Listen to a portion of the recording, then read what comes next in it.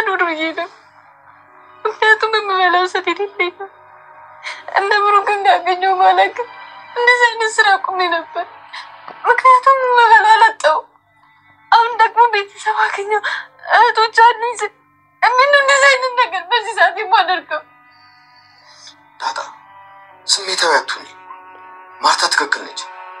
በጣም ውድ የሆነ ዕቃ እኮ ነው የጠፋባት። ይሆናል ግን እኔ እህቶቼ ከወርቅ ይበልጡብኛል። እኔ ሰው ነው የራበኝ። እኔ 10 ቀን እንኳን ሳልበላ በወርቅሽ ቤት አንድ ብር አላነሳም። ዳጣ ከ18 ዓመት በኋላ ቤተሰቦቿን ብታገኝም አሁን ፈተናዎቿ እየተደራረቡ ይገኛሉ። ከቤት ባገኘቻት እህት ተብዬ ስቃይዋ እየበዛ ይገኛል። ቤቱ የመጀመሪያ ልጅ ገና ስትመጣ ፍቅረኛዬን ትቀመኛለች በሚል ሰበብ ጥምድ አድርጋ ይዛት ነበር። መጻፍም እንድትቀዳ አድርጋ ቪዲዮ ቀርጻ ቲክቶክ ላይ ለቅሽልና ፌመስ ትሆኛለች በሚል ሰበብ የሰው መጻፍ እንዲቀደድ አድርጋ ይቅርታ እንድትጠይቅ አድርጋለች። ሰላም ውድ ቤተሰቦቼ እንደምናላችሁልኝ በያላችሁበት ሰዓት አቆጣጠር ሰላማችሁ ብዝት ይበል እያልኩኝ ለዚህ ቻናል አዲስ ከሆናችሁ ላይክ፣ ሼር፣ ሰብስክራይብ በማድረግ ቤተሰብ አድርጉኝ እላችኋለሁ። እስከ ቪዲዮ ፍጻሜ አብራችሁን ቆዩ። ዳጣ ናታል ትቀጫለሽ መጻፉን ስለቀደድሽው ስለዚህ ከኔ ጋር ሂደሽ አብረን እንገዛዋለን በሚል ሰበብ ይዟትም ሄዶ ነበር። በዚህ መሃል ታዲያ ይሄን የሰማች ታላቅ እህት ፍቅረኛዬን ወሰደችብኝ በሚል ሰበብ አካኪ ዘራፈም ትላለች። ተንኮልም ማስባላታለች። እናም የቤቱ የመጀመሪያ ልጅ ከመኝታ ቤት ገብታ ብዙ ካሰበችና ካንሰላሰለች በኋላ የእናቷን ኮልኮሌ መሳቢያ ውስጥ ያለውን አንድ ባንድ ወርቅ አርቲፊሻል ብቻ የተባለውን ሁሉ በኪሷ ጥርቅምቅም አድርጋ በሻንጣዋ ወስዳ ቁልፍ አድርጋ ታስቀምጣለች። እናም እናቷ ስትመጣ ስለ ዳጣ አንዳንድ ነገሮችን እየተናገረች ከዚህ ቤት የተቀመጠችውና የመጣችው አባዬ ግን ምኑናት በማለት ነገሮችንም እያቀጣጠለች ትገኛለች። ቤቱ የበኩር ልጅም እልም ያለች ተንኮለኛ ስለሆነች እናቲቱን እንደምንም ብላ ልታሳምናትም ችላለች። ዳጣ ሌባ ናት በሚል ሰበብ ብቻ ኮልኮሌዋ እንደተሰረቀባት አስመስላም እናቲቱ መስማት ባትፈልግም ግን ደግሞ የቀዋ ጉዳይ ስለሚያንሰፈስፋት መኝታ ቤት ገብታ ትፈትሻለች። ነገሩን ያዳመጠችና ታዲያ ሄዳ መኝታ ቤቷን ስትፈትሽ እቃዋ ካስቀመጠችበት አልተገኘም። እናም የት ሄዳ ነው በማለት ስትጠይቅም እንግዲህ ገበያ ሄደዋል። የሰረቀችውን ልትሸጥ ብላ ነው ሄደች በማለት ብቻ ልጅቱ ነገሩን እያከታተለች ትገኛለች። ዳጣም እንግዲህ የት ናት ተብላ እየተፈለገች ነው። ዳጣማ ገራማን ነው ብላ መጻፏን ገዝታ ወደ ቤቷ ስትመለስ ችግር ተፈጥሮ ቆያት። አባትየውን እያሰቃየችው ነው። አሁን ፖሊስ ጥራና እችን ልጅ ለፖሊስ አስተላልፍልኝ እቃዬን ወስዳብኛለች በብዙ ሚሊዮን ብር የሚቆጠር ቃኔ ወሰደች በማለት መጮህ ጀመረች። ዳጣም ስትገባ ፊታቸውን አጥቁረው ቆዩት። እንግዲህ እናቲቱም ጉሮሮዋን አንቃ አለቃተም ብላ ነበር። የቤቱ ሰው ሙሉ በሙሉ ተሰብስቦ ልቀቂያት ቢላትም ሴትዮዋ ግን ካልገደልኳት አለቃተም በሚል ብቻ አይኗ እየተቀበዘበዘና እንባዋ እየተንቆረዘዘ ያየች ልትምራት አልቻለችም። አባት ተብዬም ልቀቂያት ባክሽን ብሎ ቢለምናት ሴትዮዋ በፍጹም አለቃተም የቤት ሰራተኛ የለ ብቻ ሁሉም ሰው ልቀቂያት ቢላትም ሴትዮዋ ሳልገላት አለቃተም በማለቷ ችግር ፈጥራ ትገኛለች። ረጅም ጊዜ አንቃት ከቆየች በኋላ እንደምንም ብላ ለቃታለች። በዚህ መሃል ታዲያ ዳጣ ግራ ገባት። የተፈጠረውና የሆነውን ነገር በደንብ መመልከት አልቻለችም። ምክንያቱም የገባት ነገር የለም። መታነቋን ብቻ ነው የምታውቀው። አባትየውም ግራ ገብቷል። ብቻ ቤተሰቡ ግራ ገብቶት ሰራተኛዋ እስከማልቀስ ደረጃም ደረሰች። አባትየውም ከሞት አፋፍ የተረፈች ልጁን ይዞ ወደ መኝታ ቤቱ አምርቶ ሲጠይቃትም ነበር። ልጅ ሰርቀሻል ወይ በማለት ዳጣንም ጠይቋታል። አባዬ አሁን ላይ ቤተሰብ አግኝቻለሁ ይህን ነገር አላደርገውም በፍጹም በማለት ምላልታለች።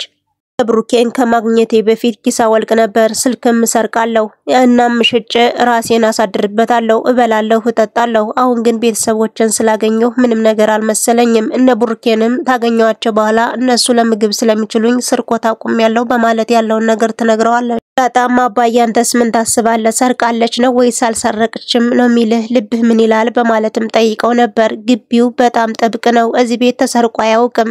ሰራተኛዋም ደህና ናት። ብቻ የሚሰርቅ ሰው የለም ሁሉም አይሰርቁም። ስለዚህ አንቺ ነሽ ያለሽው እንግዳ አሁን ባለው ሁኔታ ማን ልጠርጥር በማለት ያለውን ነገር ግልጽ አድርጎ ነግሯታል።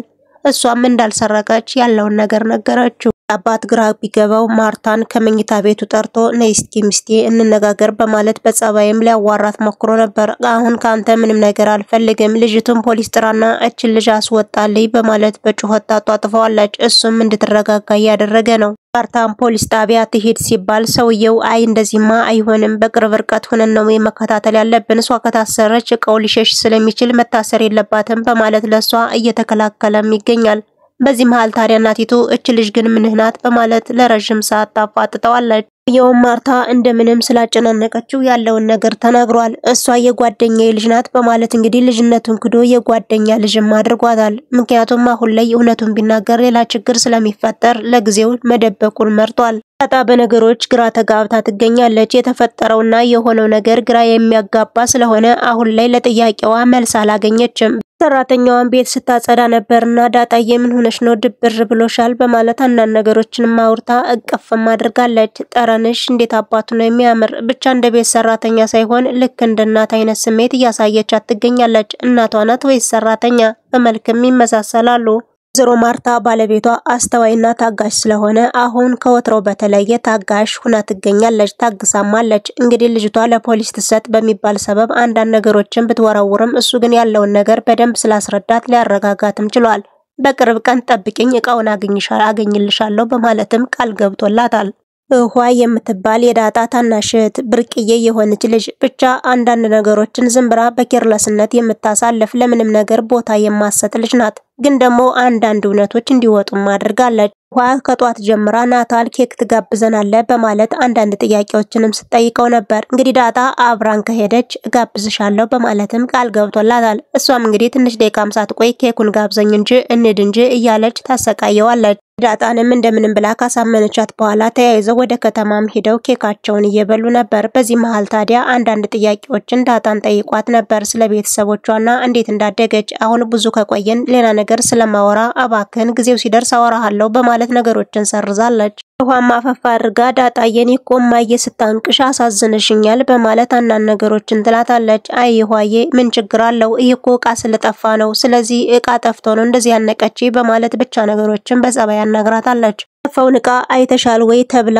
እህዋም ተጠይቃ ነበር። በዚህ መሃል ታዲያ አዎ በማለት እውነቱንም ታፈርጣለች። እነሱም ተደናግጠው ኬክ ተጨመራችሁኝ ነግራችኋለሁ በማለት እውነቱን አፍርጠዋለች። እነሱ ግራ ገብቷቸው እየተመለከቷትም ነበር። ጤናት የወሰደችው በማለት እውነቱን ትናገራለች። ሀብሉን ኪሷ ውስጥ አይቼው ላወጣው ስል በጥፊ መታችኝ እና እኔም ተውኋትኝ በማለት በሉኬኩን ጨምሩኝ በማለት እውነቱንም አፈርጠዋለች። እነሱም በመደንገጥ ላይ ናቸው። ቤት ሰራተኛዋ ቤቶችን እያጸዳዳች ነበርና ሳሎን ላይ ስታገኛት የት ሄደው ነው እነ ናታል በማለት የቤቱ የመጀመሪያ ልጅ ትጠይቃለች። ዳጣ ጋር ተያይዘው እንደሄዱ ስታቅ እናንተ እኮ እሷን ተወዳታላችሁ እኔን ግን አትወዱኝም በማለት ጥላትም ትሄዳለች። ይህን የሰማች የቤት ሰራተኛ ታዲያ ተንኮል እንዳሰበች ልቧ ጠርጥሯል።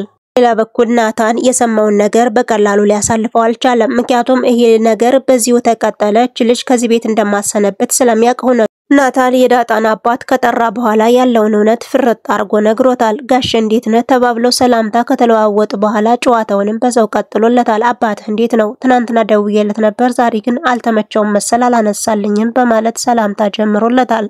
አባዬ አታስብ ጧት አውርቶኛል፣ አሁን ባለው ሁኔታ በጣም ሰላም ነው ካለ በኋላ እንኳን የፈለኩ ለአንድ ጉዳይ ነው።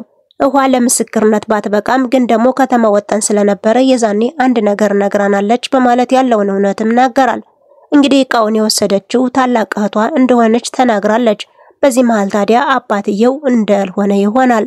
በጣም ተናደደ። እንግዲህ በዚህ መሃል የጠፋው እቃም ሊገኝ ይችላል። ልጅቷን ሻንጣውን ክፈችው በመባል ላይ ያለች ድራማው ተጠናቋል። እንግዲህ ዳጣ ምን ትሆናለች የሚለውን በሚቀጥለው ምናየው ነው የሚሆነው። ውድ ቤተሰቦቼ አብራችሁ ስለነበራችሁ ከልብ እያመሰገንኩ በሌላ ቪዲዮ እስከምንገናኝ ባይ ባይ።